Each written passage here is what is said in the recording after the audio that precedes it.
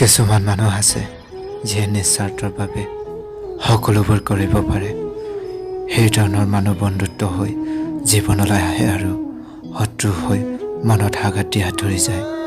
আপোন যেন লগা প্ৰত্যেকজন ব্যক্তি যেনেকৈ আপোন নহয়, ঠিক তেনেকৈ হাঁহি থকা সকলো ব্যক্তি সুখী নহয়।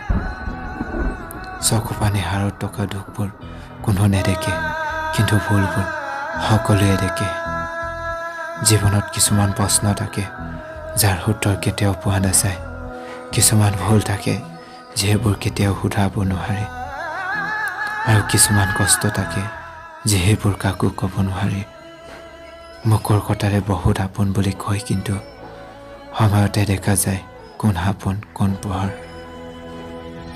দুখবোৰ সদায় চকু পানী হৈ প্ৰকাশ নাপায়, কেতিয়াবা এটা মিঠা হাঁহিৰেও প্ৰকাশ পায়।